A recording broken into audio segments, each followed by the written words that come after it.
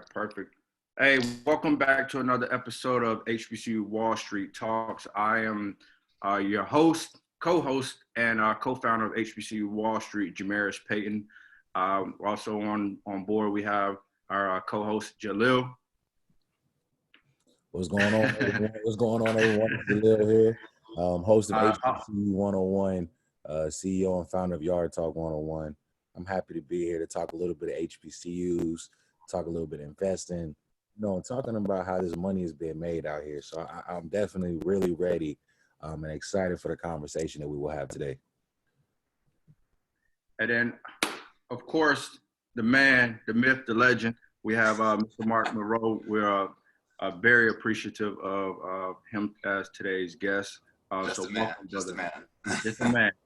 Well, he said he'll let you decide if he's a myth or a legend. That's on you guys. Hey.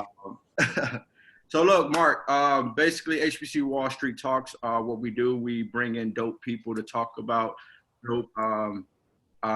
Hey, how you doing? Guests are joining in. So what we do with these HBCU Wall Street Talks, man, we essentially want to take the mission of HBCU Wall Street to help provide information for our people to be able to create assets that help them increase their net worth, and be putting together these podcasts and these virtual learnings are kind of one of the things we want to do to help take the mission to another level, man. So before we get started, man, one of the things that we like to always do first and foremost, what's up? And we now have Mike. I was telling you that was one of my other business partners swear by you. He's a cousin and a stan of you. So Mike, want to introduce himself? What's good, Mike? I like that. I like that shirt. Oh, you're muted. Oh, hey, Mark. Nice to meet you. Likewise, brother. So really quickly, before we get going, Mark, what we do, we kind of hit you with a series of questions. Every guest that comes on, we throw a few questions, icebreakers out there, man.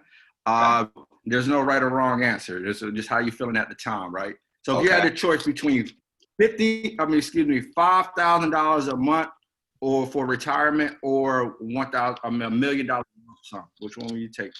$5,000 a month for the rest of your life, retirement, or I mean, this is where it just comes into me. I would probably take the $1 million and then essentially invest it over, say, for example, a 3-year period, put it through my rolling forward strategy. Based on that, first year turns into 5 million, second year turns into, 25, and then the third year, well, it's just different. Okay. Cash or credit? Cash. Leasing a car or buying a car? Oh, that's always a tough one. It depends upon the car, and I drive a Tesla, so I would say buy it. Okay. 850 credit score or $10,000? Another tough one. Credit scores only really count if you want to borrow stuff. I'd take the 10K. Okay, last but not least, real estate investing or stocks? Can I also include options trading in there? Can I include options trading? We'll go options. Oh, options all day. Yes. All right, man. So without further ado, thank you again. For those that don't know, Mark Monroe, we have Mark, who is an innovator, investor, visionary, venture capitalist, a graduate of Tuskegee University, and the co-producer and the co-creator of the Come Up series. And we'll kind of jump into a little bit of that later, where he'll be able to talk more about who he is and why he started and everything like that. So I guess without further ado, we'll kind of let you get into introduce who you are, and then we'll go from there. Okay. So I went to Tuskegee University, started Tuskegee at 2004, went to college with a lot of awesome people that came in through that year, and also folks that came in before me during that period of time. Amazing. After Tuskegee, took a little brief stint into the fashion industry. and then got serious about my career after that. Then helped start an engineering firm that was based here in Seattle. During that time that engineering firm started to take off and do well, I came up with an idea that was a tech startup, because I always was in the tech space. Before Tuskegee, I actually worked at Microsoft, and then left Microsoft during my junior year of college. So I started a tech company. Tech company did well, had a successful acquisition. After that acquisition, I wanted to go into venture capital so that way I can start investing into the ideas of other folks. I was always trading since my freshman year of college. I started learning how to invest in stocks at the age of 9, thanks to my grandfather. Shout outs to Louis St. Cyr. And pretty much from there, the money that I traded with ultimately helped fund the startup. After the startup pretty much got acquired, from there, started maintain my lifestyle of investing and living off of less minimally. And then the Come Up series came about when I wanted to see more people that look like me in this landscape and to do better. Go. That's dope. So Jahleil, what you got, man? So for me, we're gonna start it off with a little bit about that HBCU experience, and that's where we're gonna kind of start at. Okay. You're from Seattle, and you found your way to Tuskegee, Alabama. First of all, it's hot in Tuskegee, Alabama, so that's definitely a different climate change and a different atmosphere from Seattle, from a larger city, to Tuskegee, Alabama. Yep. My first question is, how did you even find your way there? I mean, based on the fact that you already had some business things going, you did but did not almost technically, needing a bachelor's degree or some sort of form of higher education because of the flow that you were already on. How did you get to Tuskegee? And then what was your experience like there? So I discovered Tuskegee after I was sitting there, and I didn't really have a place. Really, I applied to a bunch of predominantly white institutions, NYU and Columbia, and they weren't going to pay anything. So I said, okay, hey, if anything, I definitely want to go to HBCUs because of the fact that we used to always have what was called the Black College Tour that I never got to take part on. Okay. Here in Seattle, and through my church at the time. My church at the time had a lot of folks who went to historically Black colleges. And so for me, it just made sense. It was my two choices was either Morehouse, Howard, or Tuskegee. Then it came down to a decision as it pertains to money. Okay. Because my grandparents weren't going to pay for college. I mean, they were pretty much in the process of retiring. They raised me and my brother. So, I had to kind of just grow up quickly. Okay. And so for me, it kind of became a no-brainer to go to Tuskegee after I saw the photos for HBCUs, for anybody who applies for an HBCU. Those photos are amazing. And then I got there after I got past the statue of Booker T. Washington, and then we made it to the dorms. I didn't want to get out of the van. Yes. I didn't want to get out of the van. I was like, my grandfather went down there with me, and he was like, you got to get out of the van. And I'm like, I'm not getting out of this van. I don't care if Jesus brought me water. I'm not getting out of this van. This dorm literally looked like a prison. And I was like, this is not happening. I literally saw roaches for the first time, crawling and scattering to the side of the building. I was like, there's no way in hell. So then he was like, okay, well, I'll give you $1,000. I've always been a money kid. So pretty much he gave me $1,000. I got out of the van. And from there, it was one of the greatest experiences of my life.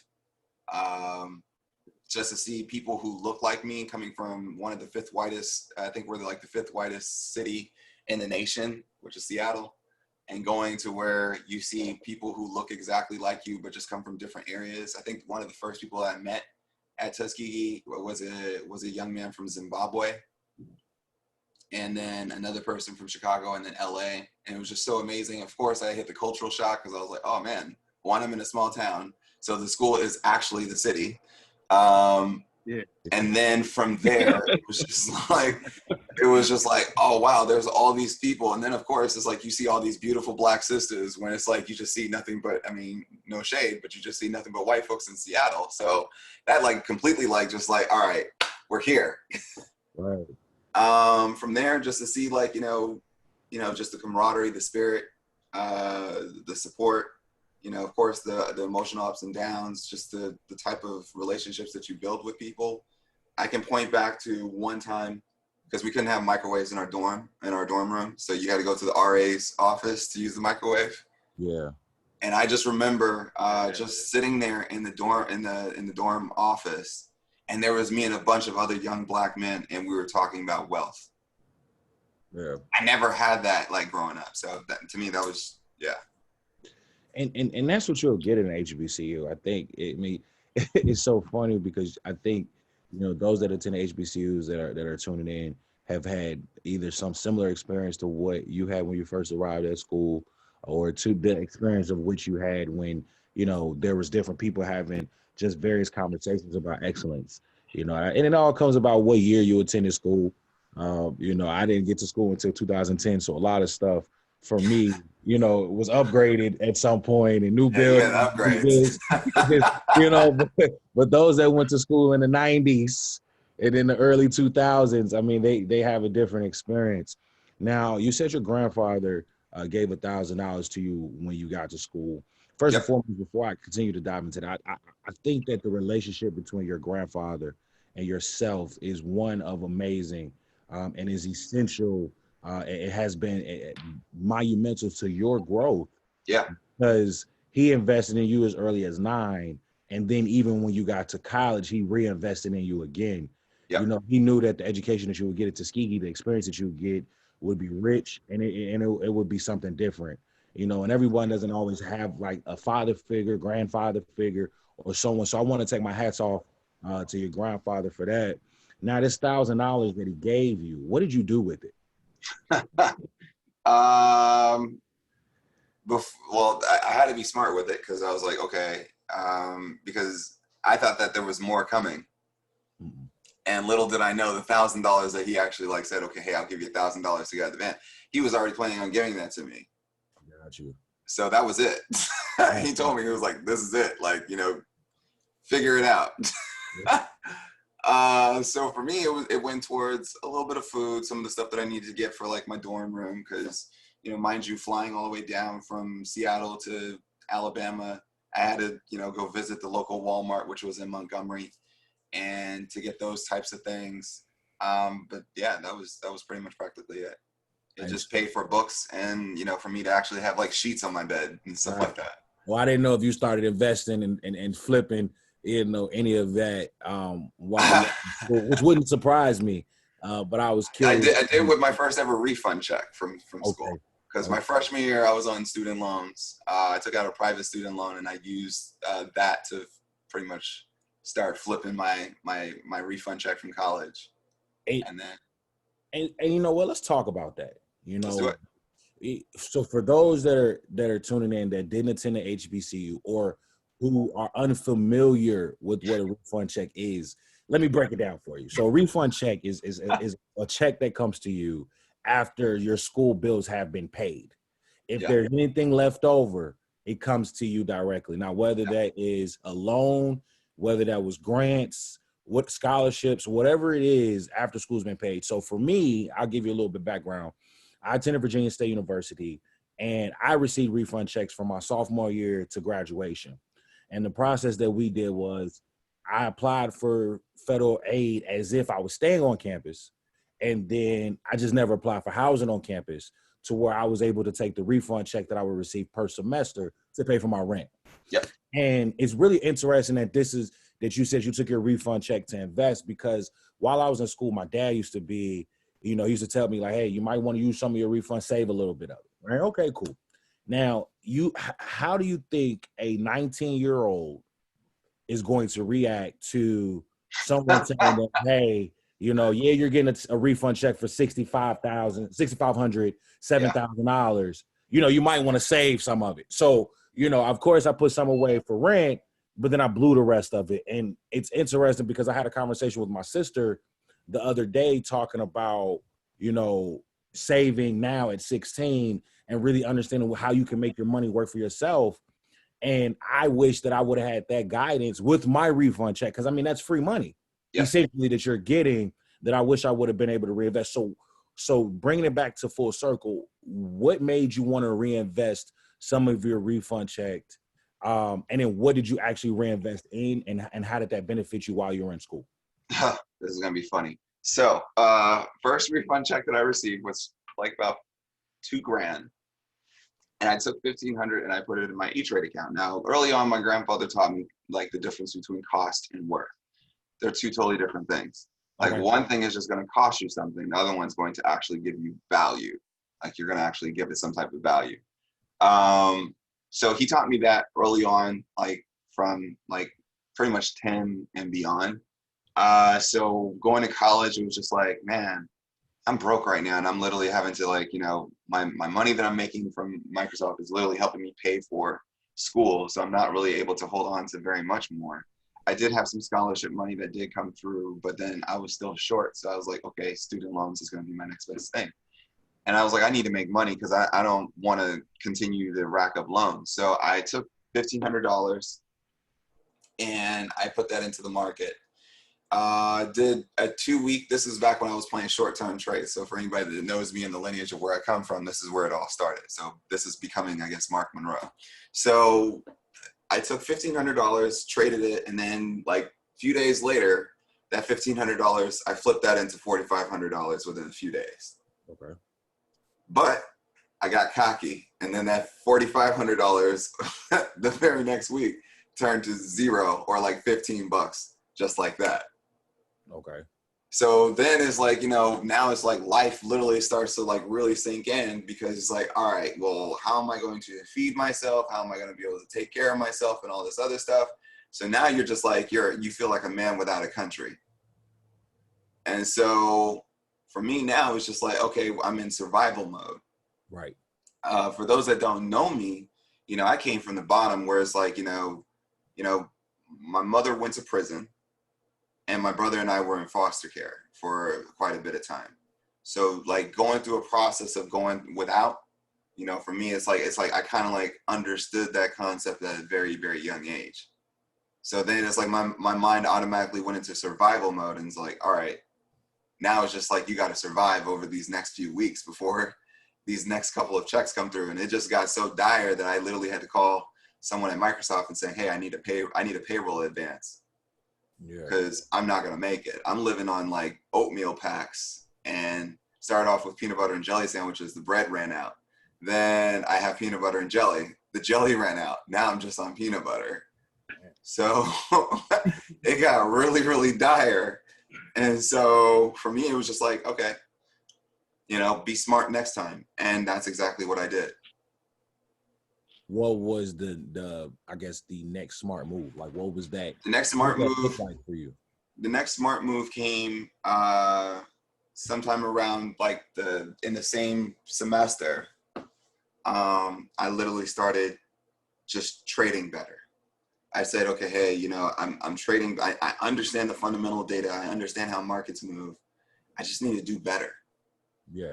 So I need to just, you know, pick better and give myself time, because I'm still in college. So I can't be like looking at the market from 6:30 to 1 because I'm in class. So I started looking at, you know, month-long trades. And then that ultimately was really at my sweet spot in the very, very beginning, which would give me about a 2-week buffer, so that just in case if I was wrong for a week, or if I was off by a week, it gave me time. And then from there, just like I said, it just became easier. That next trade went from, I think they got tired of me asking for payroll advances, so they finally actually gave me somewhat of a small little stipend scholarship. And so pretty much what I did was I took the money and pretty much put that in the market, and I was about $2,000. I put $2,000 into the market, and then I turned $2,000 within a month. I turned that into 7. And then from 7, I think I remember just like the early lineage of it. I turned it from 2 to 7, then from 7 to 15, then from 15 to literally I had a down trade, so then that brought me down to about 12, and then from 12 I went to pretty much 20 by the end of the semester. Wow. Let me jump in really quickly. You spoke about Booker T. Washington, and Booker T. Washington, one of my favorite quotes about Booker T. Washington is "Cast your bucket where you are," and I live by that. And just by hearing your story already, you know, and somebody even mentioned it in the comments, like your story has a lot of gems in it, and just hearing the what you're talking about right now, that's true. And it sounds like you were able to do that. You cast your bucket where you were. You pulled from your background, your family experiences, and which made you who you are today. Now, one of the things that you mentioned that, you know, we have similar conversations. I'm a graduate of North Carolina A&T State University, Aggie Pride. Aggie Pride. Aggie Pride, right. So My best friend went to North Carolina A&T. oh yeah, you have a great friend. Where I'm going at is that you said something interesting, right? You mentioned that when you got to school, you guys were talking wealth. You were sitting with a group of people, and you guys were talking wealth. It was a similar experience with me at A&T, but we weren't necessarily talking wealth so much. We was talking about like more so hustling. We have more of a hustle mentality. If you know anybody from A&T, we're always trying to think of like business opportunities and stuff like that. Can you kind of talk to us a little bit more about that conversation of wealth? What was that about? What did that look like? And what about that kind of like burnt the spot in your brain to kind of like bring you up to where we are now? I think the part that like kind of like just brought it full circle for me, what made it so special for me in that conversation, because I just happened to just come down and I was just trying to microwave something, and they were already in the midst of a conversation, and they were just talking about like, the conversation started off with, okay, so we go here for 4 years, we get this degree. How do we flip that? How do we flip this degree so that way it makes us the money in which that honestly that we, that makes these degrees worth it. Right. And then we started talking about other folks in whom which that we knew, and like, what our relationship with money was. How we saw money. How is it that we saw wealth? And I remember, so it was kind of funny because one of the guys that was sitting in the room, I remember he quoted a Kanye West quote or something like that. And he was just like, many of us, we come from like places in which that is, not known, or folks don't really, really care about where we come from.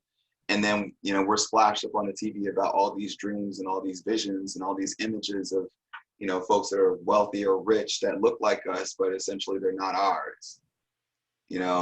There's something in which that was created. It's a fallacy.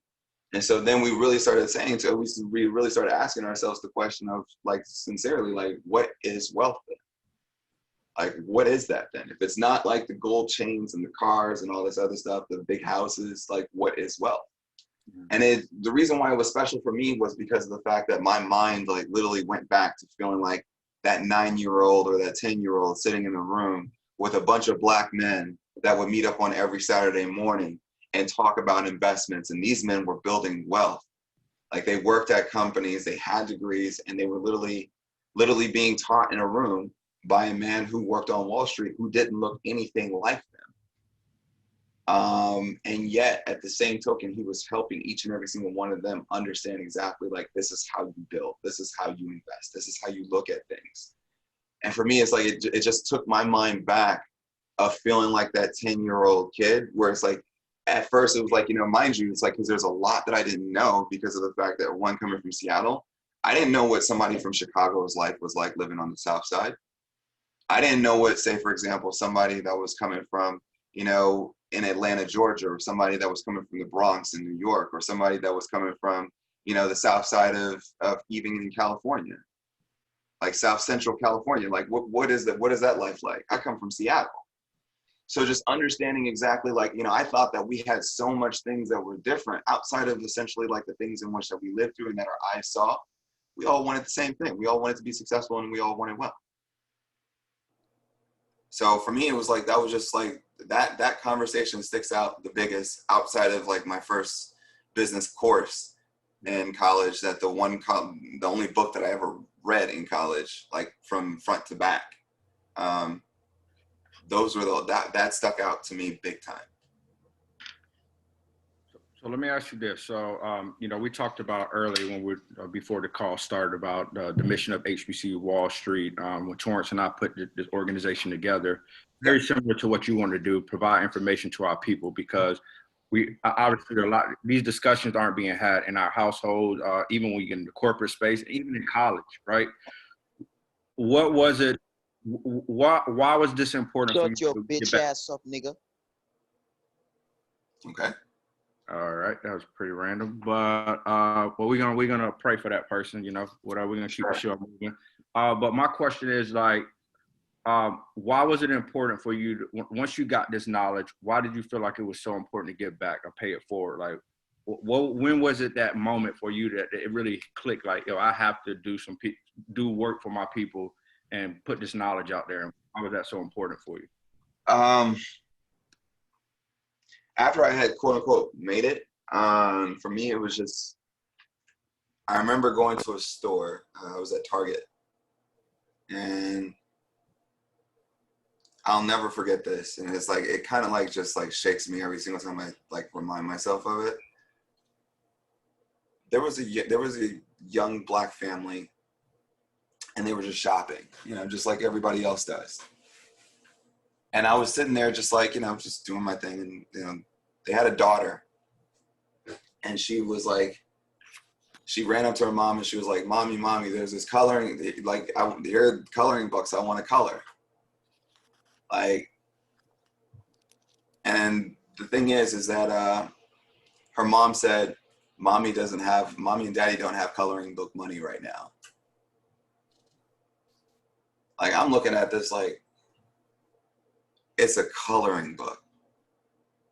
Like, who knows, like, from just the smallest things in which that we sometimes deem as non-important can be inspirational to that person's journey and the start of their journey. And it messed me up big time.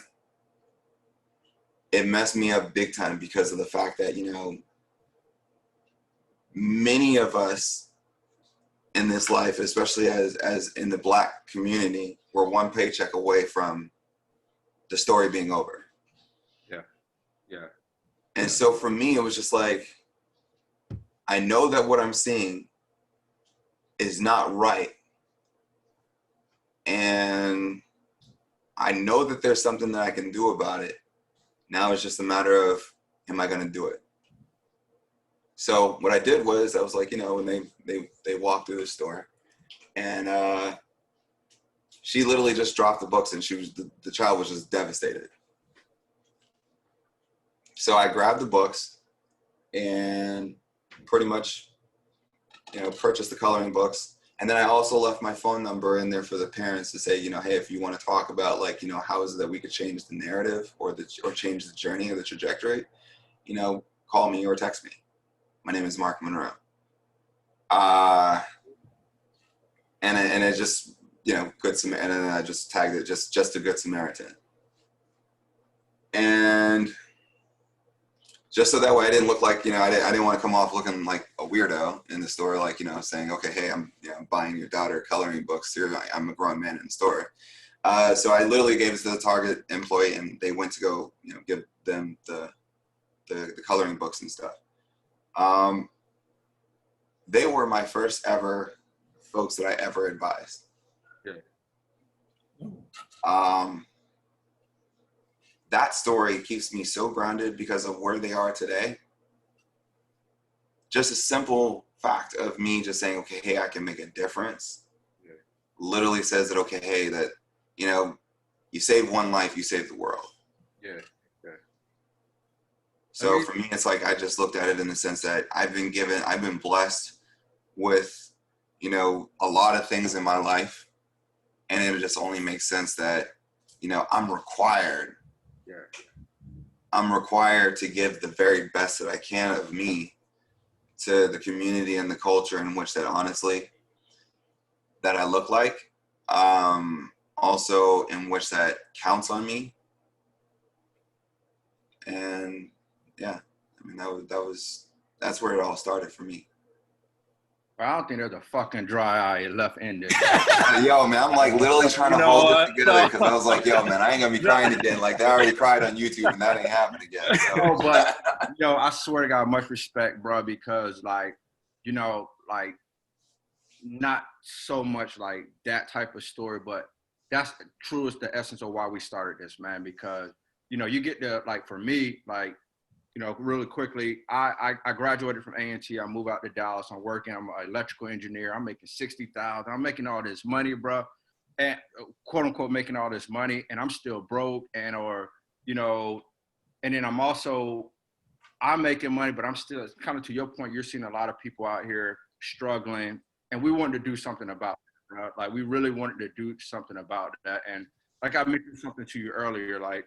We're not the experts on what to do. We're the experts on what not to do. We created this platform to bring dope people like you up here so we can push the culture and the community forward, man. And, I know we kind of want to push, like, and we can talk a lot more about that, man. But, a lot of people want to know, Mark, like who you are and what you do and learn more about like what your background. So we got Mike up here who is a guy that's been really following you lately. He's the one that like, yo, Payton, all my friends call me Payton. I'm like, yo, Payton, you gotta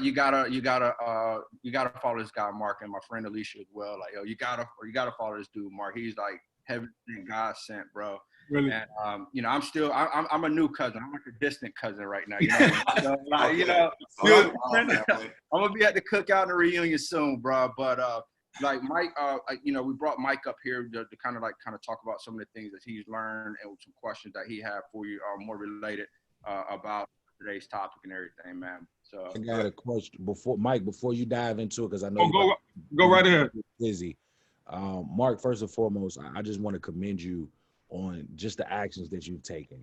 I think, like Payton said, it is deep. It's deeper than probably you could even imagine. And you even said that it came back tenfold where the parents reached out to you, and those are some of the first people that you advised. And so what I want to ask you before Mike dive into some things is, where are they now? Like, how, I know you said you advised them, and it's humbling to see where they are now. I guess the people may want to know, where are they now? I can share. I can share. So we started working with each other really back in 2016. Yeah, 2016. And so pretty much their story now is a lot different. They got they've got another child. So it's a daughter and a son. And they were once one was like the individual significant breadwinner. They're both investing. I can say that they're officially retired. So they no longer have to work for anybody. They know the trades like the back of their hand. They know the markets like the back of their hand now. And they give back. They give back. They're teaching a lot of folks within their family, within their community. They've moved since then.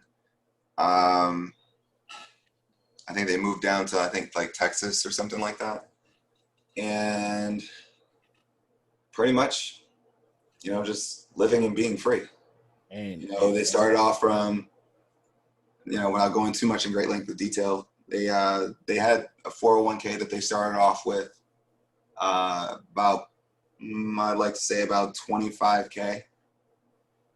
And like I said, now they're retired. And how fulfilling is that for you? Oh man, that was like the best example when I hear about people's success stories for me is for folks to understand, like, to see it through my eyes. Imagine, being that kid and you did everything right that year and it was Christmas morning.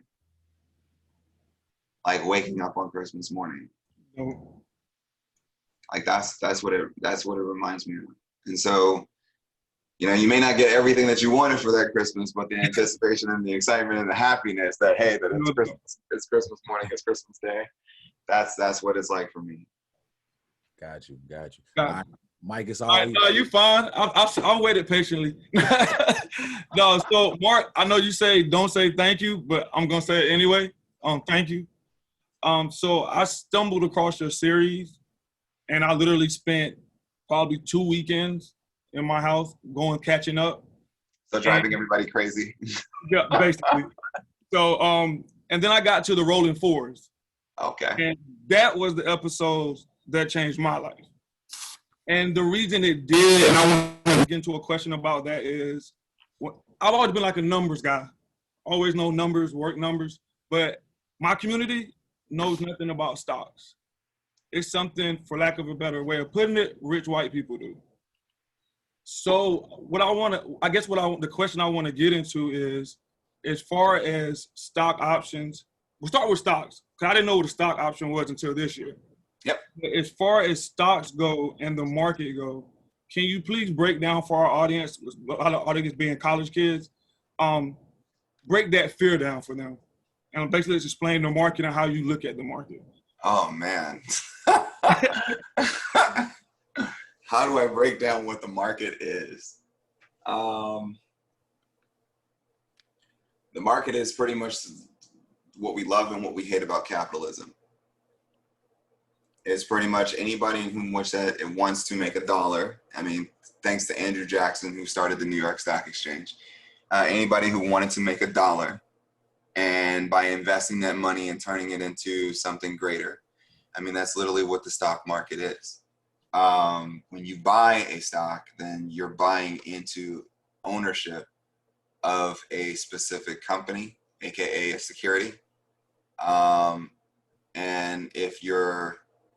And if you're not buying the stock, then you're buying the ETF, and the ETF is pretty much a conglomerate of stocks in which that a fund has came together to buy a consortium amount of stocks and then pretty much put it into one package. It's a place where a lot of folks try to get rich quick, and they fail. 98% of retail investors, aka people who look like us or people who are us, 98% lose, because of the fact that they want to do it quickly, and they don't understand the rules to this game. They don't understand how the board is set up. They don't understand what the pieces are and how they move. They lose. And my goal is to make sure that not only do you understand how the board is set up and what the pieces are on that board, but also to give you strategies in which that you can, play to win. Okay, and kind of piggybacking off of those strategies, I know you don't have time to go into too much detail. Can you talk about the long-term strategy and basically what is the Rolling Fours? Like, I'm as cousins in here, I know they know. People that are distant cousins that we're inviting to the family reunion. So the Rolling Fours are pretty much a strategy that I came out with, and I still live by the Rolling Fours, just so that way anybody knows. I mean, if you go on our Instagram and you see the picks that are on there, those are picks in which that I actually invest in. I don't give picks that I don't touch. So the Rolling Fours is essentially a simple strategy that if you wanted to get into the long-term investing game, or even just the long-term options game, it shows you the blueprint of a way out, and how is it that you manage your money. And I pretty much set it based upon a set of rules. You save more, the amount of money that you make, that represents 100%, all your income. And out of that, you focus on a goal of reaching 70% saving and 30% expenditures. Now, if you get better than that, then that means that you're just super duper dope. And what you do is you turn every single dollar that you have into an employee. I broke it down the other day from somebody who gave me an example where I give a company 60 hours of my time, and all they give me is a $20 bill. And then when you break it down in minutes, that's 33 cents. When you look at the average collect phone call that you get from somebody who's doing a bid, that's 24 cents. So you can see the disparity. So then I did the Rolling Four strategy to say, if you are willing to literally live how most folks would not live for 3 years, by literally every 3 months, you're putting money into a new position and investing that for the long term, you're far better off before you started, where you will be later. So I broke it down for saying that every 3 months you put money into a position that goes for a 2-year trade for the options traders out there. You could do the same thing for stocks, just know that your timeline is going to be a little bit longer. But it's okay. So then if we keep it in the realm of the options market, so that means that now by the end of that year, you have 4 options plays that are going for about a year to a year and a half.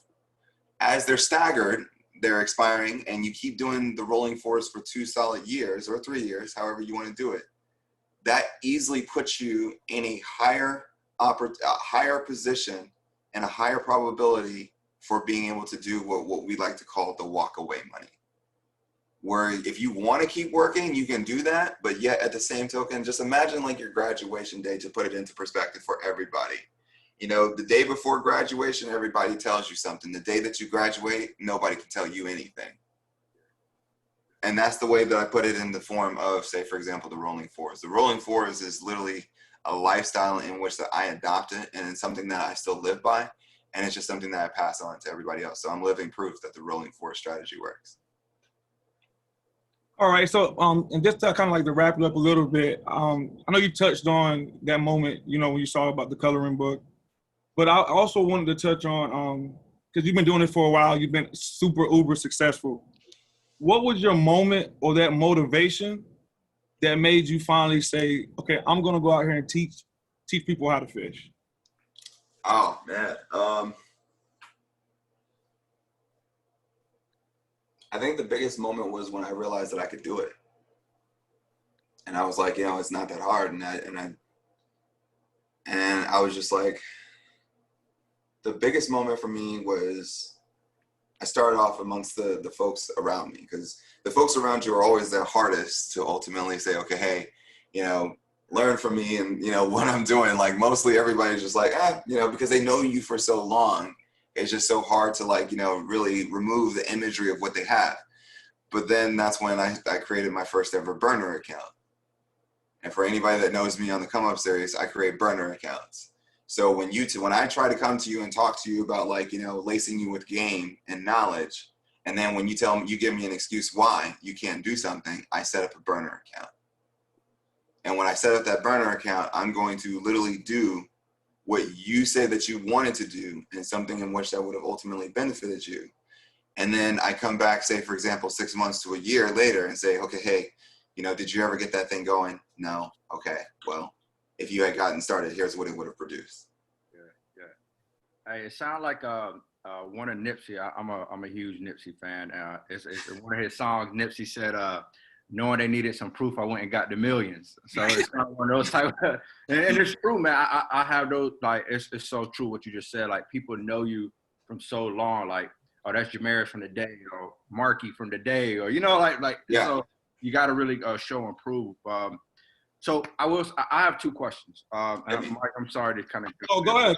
I'm good. It was. Can you break something down? You said something really quickly. Like, if people don't watch your show, they glossed over that. You had mentioned about somebody doing a bid, right? Yep. And then you had when I was listening to one of your show, like your episode, you talked about it costs X amount of cents for somebody in there, and you talked about the value of time. Can you kind of elaborate on that a little bit? Because that for me was a very, like, that woke me up. You know what I mean? So can you like talk about that? So I'll start it off with the bid just to recap it. I mean, when you think about it, for the average person who makes $20 an hour, shout outs to you. But I just want you to understand the value of a dollar. Like I always say, cost versus worth and value. So when you think about it, that's a company that's telling you that they place a value of your time at $20. So then when you break that down in minutes, then that's 33 cents a minute. When you think about how you compare in 33 cents a minute, you compare, say, for example, the person who's calling collect from, say, for example, prison or jail. And I think the highest is 24 cents a minute. So then when you think about that, when you see that disparity, I mean, that's not that high when you think about what they're earning from the jail sales, from the jail system versus, say, for example, what you're earning for, say, for example, that $20 an hour. So that's the first part. And then when we value time, I always ask people when we first get started, for anybody that I've mentored in the past, or even folks that go through the Come Up series, I look at it like this. You know, a lot of folks think about the value of their time per hour. They classify it based upon what somebody pays you.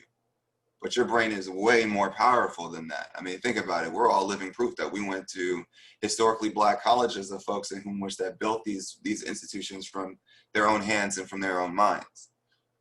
And so when you think about that, the value of your time in which that you're spending working for somebody else is far greater in which that you can do for yourself. And then when I break it down, I always say that there's 168 hours in a 7-day schedule. 40 of that you'll spend working. Another 40 of that you'll spend sleeping. 20 of that you'll probably spend wasting. That still leaves you with 68 hours to do something special or remarkable. So when you think about the value of your time, just take another 40 of those hours and say, what could I do that's amazing? And then that's when I always ask people, what do you think the value of your time is per hour? And so when you invest it, when you learn how to invest and learn it for yourself, and when you start looking at it week over week and dividing your profits in which that you take in based upon what you conjured up in your own mind from the studying and the strategies that you built, and then the profits that you've been able to put in. So for example, if you brought in like over a week of, let's say $4,000, you divide that by 40. What is that? That's, what is that? 400 bucks an hour?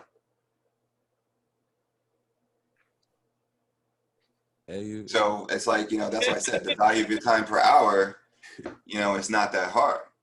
You just have to believe in yourself and you have to set a goal. And the next part is I always ask them, if I came to you and wrote you a blank check, what would be your number to walk away and just go be free? Now, we're talking about financial freedom. Yep. I guess it's something that a lot of people aspire to want to have, to live in that space, like yourself. And I guess, what would you say to those that are hesitant into taking those leaps of faith, or, wanting to invest, or, like just kind of on that teeter-totter where they want to, but they're a little hesitant, a little scared, but they really desire and want financial freedom? The best example that I can always give people is how many of we've all grew up somehow, some way watching Michael Jackson. Mm-hmm.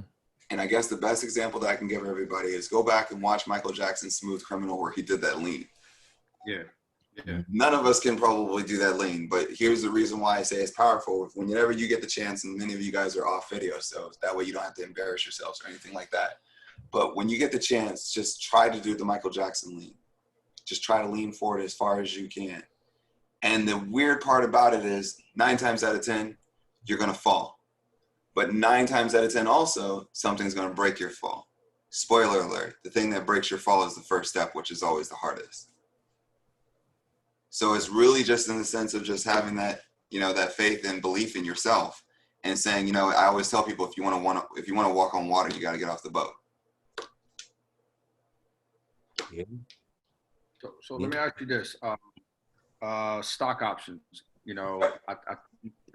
From my vantage point, and I think most of us, it's become really a big topic since COVID, right? A lot of people in our community, the HBCU Wall Street community, what I'm seeing on social media, is it one of those things that's the flavor of the month? You know what I mean? Or is it something that's here that's to stay for sure? And is there something where the powers that be can say, oh shit, these people they got too much game now, let's shut it down? You know what I mean? Like, so what's your thoughts on that? Well, I mean, there's still, to put it into perspective, there was about $5.7 trillion in wealth transfer over COVID-19. And that was the stock market. The only next wealth transfer was real estate, which was about 0.5 trillion, just to put it into perspective. So if you took part in the market since March all the way till now, then congratulations, you took part in that wealth transfer. Stock options trading, or AKA stock derivatives or equity derivatives, has been around since 1984, since the early 80s. And it's just picking up steam. I think that after COVID-19 and coronavirus, and then we get back to a new normal, you'll start seeing a lot of these traders disappear. I've been stock options trading since 2004. So to say that they're going to take away such a vehicle just because of the fact that they see black folks step into the space. Keep in mind, they're banking on the fact that a lot of folks are going to be playing the short-term trades, and that's what makes them a lot of money, because Wall Street is expecting you to lose. They're expecting that you lose because, one, it's like, you lose, then that's capital for us. You win, I mean, okay, that's capital for us because we collect commission. So they're not going to stop a show because of the fact that they see that traders are stepping in. If anything, start watching when you start seeing that they're making the road even more easier. And that road that they're making it even more easier for are for the folks in which they're trading long-term or short-term. And if people can stop trading short-term and start focusing their money in thinking like an institutional investor versus a retail investor, then the game has changed significantly there as well. So I don't think that they're going to take the vehicle away, no, because they realize that it makes them money. I mean, look at how much money it brought Robinhood or TD Ameritrade. It brought them 229 million option or 220 million traders during this course period of time. They're not going to take that away. If anything, they're gonna make your pathway even more easier. Yeah. Right. All right, so just for those that don't know who we are, so What is That that? was, I think it was an accident. Oh, okay.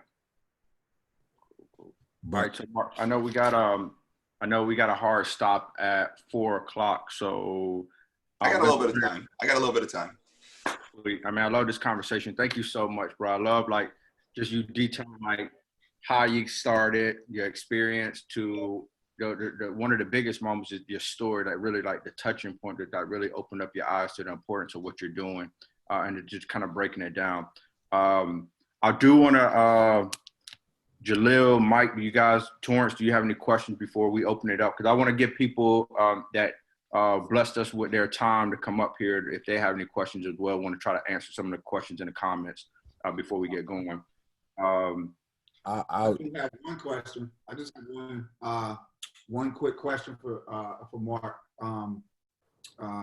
What do you do during the day, right? I would assume that there's trading. And if you don't have a 9-to-5, at what point were you confident enough that the systems that you had put in place would allow you to take that leap and go full-time entrepreneurship? Okay, so I mean, just so that way we can get a lot of the, I guess we could turn the myths away, so that way I can expel a lot of those myths. So the startup that I had, tech startup, sold it for $450 million, and then that's what. How much you sold that for? Sold What? it for $450 million. I thought that's what you said. Okay. Yeah, that's a fact. To monster.com, and then from there, pretty much got into venture capital. I float pretty silently because of the fact that honestly, when I was trying to make waves in the tech space, nobody wanted to hear what I had to say. So if you didn't want to hear what I had to say then, I have no problem in still getting rich in the dark, and that's exactly what I've done. So then like I said, I've always been a trader, so it just made my liquidity just go higher to trade. Started teaching folks how to trade around 2016. And I've been doing it. It's been some challenges along the way because, especially when sometimes dealing with folks some folks can be hard headed. Some folks can just be like, okay, hey, I'm ready to go. And what I do for the day, I mean, what I want to. I mean, I'm the managing partner of a venture capital firm in which that, no investments get approved unless I say so. I like to invest in early stage companies, so anywhere from seed to Series A. I also run a studio in which that, I like to invest in the ideas, even if it's not even just capital, but human capital, where we get to invest in their ideas and, bring forth great ideas and flourish into the market. And like a lot of folks think that I significantly day trade. I don't day trade. I mean, if I spot an opportunity, if I see that a company's capping on CNBC or something like that, then of course I'm going to short it. If I see that there's an opportunity to take, and if it's like something I've been studying, then of course I'm going to take it. But for the most part, I always look for anywhere from a year to 2 years out, more so than not 2 years out. And then I spend a lot of time just creating content on the Come Up series. So literally, I just live life on my own terms. When I wake up, I wake up. When I go to bed, I go to bed. Hey, let me speak for Torrence really quickly. So Torrence is our techie. He like, if you know anything about Torrence, he's a tech genius is what we call him. But when you told him that, when he heard 450 million, that dude sat the hell up. I don't know if you noticed that. But he started like, wait, well, I'm hustling backwards. Like, so. But what else you got, Mike, Jahleil? Because like I said, I want to make sure we allow time for comments and questions down there. So I'm gonna be quick. Mark, I want to say thank you for the conversation today. Opened my eyes to a couple of different things. Real quick about me, I work within the HBCU space. I host and produce a television show that gives people the ins and outs of HBCUs. It's called HBCU 101. And I have a digital marketing agency called Yard Talk 101, which bridges the gaps between major corporations, HBCUs, and prospective college students. And what I would love to do is to connect with you offline, because I think I have an idea that you might have interest in when it comes to education of our HBCU students. I mean, you did a lot. You got started early. And what I would love to do is have a conversation with you offline about the possibility of collaborating and bringing your thought process directly to our students, you know, and really giving back in a different way. If you're open to the connection. I'm not that hard to find, brother. I'm not that hard to find. Got you. All right, and I guess my final question would be, what would be your biggest advice to the new trader? Never let your cockiness supersede your talent. Be patient.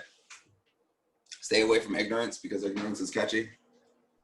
And ultimately realize if you want to be able to like have the time to do whatever it is that you want, then spend the necessary time to do what it is that you have to do to get there.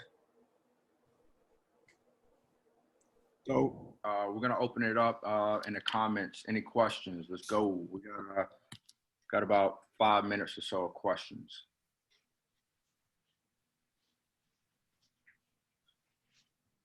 One of the questions is how can someone just starting out profit with only one contract? I guess they're talking about options. Yeah. So for those Options. who don't know, you buy options in contracts. So they Shout outs to the one contract game. Right. You gotta start somewhere, right? You gotta start somewhere. I'll tell you a story of a person, and hypothetically, I'll just change the numbers. Say, for example, if you bought a Tesla trade at, like, let's say that you had $9 grand. And say, for example, you bought the Tesla trade and the contract was at 8250. And then you said, okay, hey, Tesla is now gone for this run. Then Tesla turns into 546 in, let's say, early August. You sell. You went from $82.50 per contract. So anybody that understands the options market, so that way you can understand how the money's just different. In every single options contract, there's 100 shares. So you multiply that 8250 times 100. That's how you get to 8,250. So then think about it. When you come down later, then you're at $546 a contract. Now remember, those same rules apply. So $100 or 100 shares times that 546.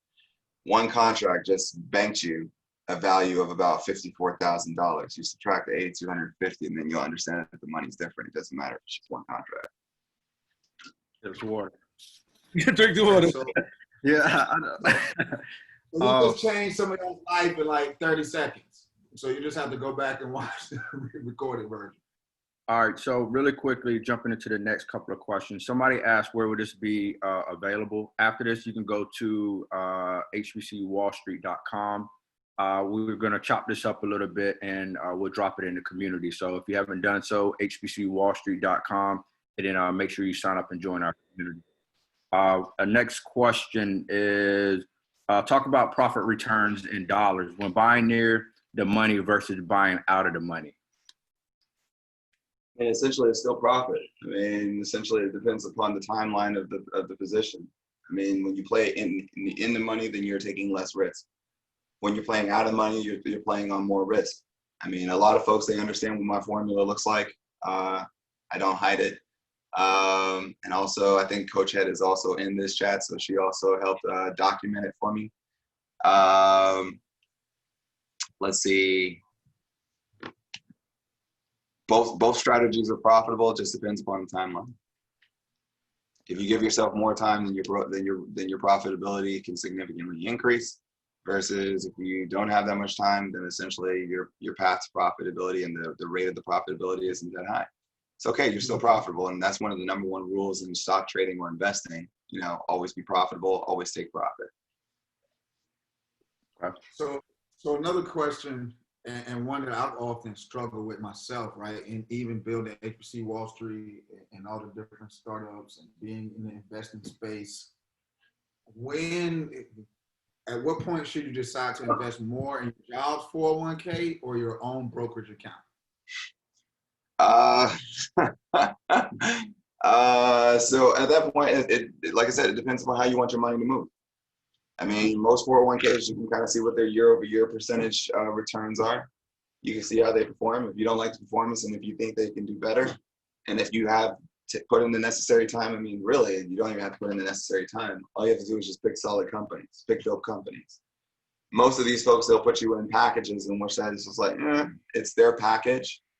But then when you start self-directing your own 401k and start controlling what is it that you want, most of these companies average on a yearly basis, I'd probably say about 25 to 35% year over year. I mean, some of these 401ks, they probably may produce you anywhere from 15 to 30%. Depends, it's a range. Some of them only do 10%. So you just have to go back and look at the performance and say, okay, hey, can I do better? Can I pick positions that would be better? Okay. So I have a question. How do you wade through the noise? And by noise, I mean the noise of being in the tech space and it being ever evolving and changing. Would it basically be the foundation of everything else that happens in our lives, right? Whether political, whether socioeconomic, whether international, like technology is at the heart of things.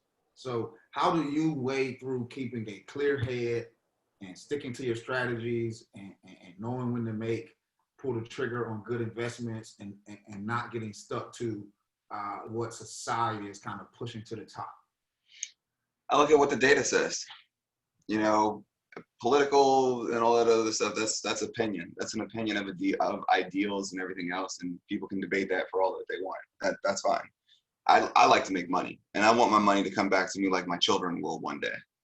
And so for me, I let the data speak, and the data ultimately should always be the driver. When I look at a company like, for example, which makes it easier for me to pick, like, say, for example, a Tesla versus somebody's opinion by saying, okay, hey, well, internal combustion engines are here to stay. I look at Tesla and I say, well, hey, that's kind of interesting when Tesla was the #1 selling vehicle in all of Germany. And most of your top auto manufacturers come out of Germany. I also look at it in the sense of what is it that they're doing? They're spending money to invest in everything else for the future, whereas a lot of folks are cutting back their manufacturing and everything else, and they're not selling anything. That's data. That's not my opinion. That's something that we can go look it up, and that's something that the company has reported. Now, it's like, of course, I can listen to a bull's opinion versus a bear's opinion, somebody who is against the stock versus somebody who's for it. I always say listen to both that are arguments based in data versus, say, for example, somebody just telling you something that they're just whistling Dixie. All right, one last question. And like I said, we want to respect your time and everybody else's time. Someone asked the question, where's the best place to set your cash? The best place to set your cash. I'm guessing they're asking, where should they let the cash sit before the next trade? I'm sorry. I mean, I always look at it like this. If you have your money sitting in a checking account, most likely you're preparing to spend it. So if you're looking to make investments, then put it to where it should be, where it should belong. Put it towards the 401k, put it towards the IRA, put it towards the brokerage account. That way it's like, you know, you're building that form of discipline to move the money away from yourself. So that way you also can be, sometimes you could also be the worst bad guy in your own story. By spending money and by finding ways to spend money. And if it sits there and checking, and if you don't have if you have the discipline, then by all means, kudos to you. But if you don't, then there's nothing wrong with that. But just understand that you don't have the discipline and just say, okay, hey, I need to do this. And just move the money into the place where it needs to be and let it sit there before you're ready to make your next trade. Hey, well, Mark, we truly appreciate you, man. Before we do our exit, where can everybody find you? Where can they find your shows and all that good stuff, man? Sure. You can find me at I am Mark Monroe on Instagram. You can also find me on LinkedIn. You can find the Come Up series also on Instagram at that Come Up series. And on top of that, you can also find us where the actual course is being taught. I don't charge for a course or any of that type of stuff. I mean, I leave that to other folks that want to make a living off of it. I pretty much just give it away for free. You can find it on YouTube by just Google searching or just going to YouTube and searching the Come Up series. And there it is. All right, man. Again, man, we truly appreciate you coming on, man, and giving us some game. I look forward to be moving from distant cousin to your favorite first cousin, and you can. The doors are always open. Will you come? Mark, you wouldn't listen to me. He'll come over now. He'll finish the videos now. Hey man, you sowed the seed. I just came and watered. That's it. I appreciate you, brother. Again, thank you so much, HBCU Pride. And everyone, again, you can follow us at HBCU Wall Street. You can go to hbcuwallstreet.com, join the group, and just continue to follow these HBCU Wall Street talks. If you hit the hashtag, you'll be able to see other guests that we've had in the past and future guests that will, upcoming guests that we have. As always, Jahleil, Mike, Torrence, thank you for all that you do to help us push the culture, community, and family forward. And we'll be back again next week. Thank you all. Thank you so much, Mark. Peace. Thank you. Peace.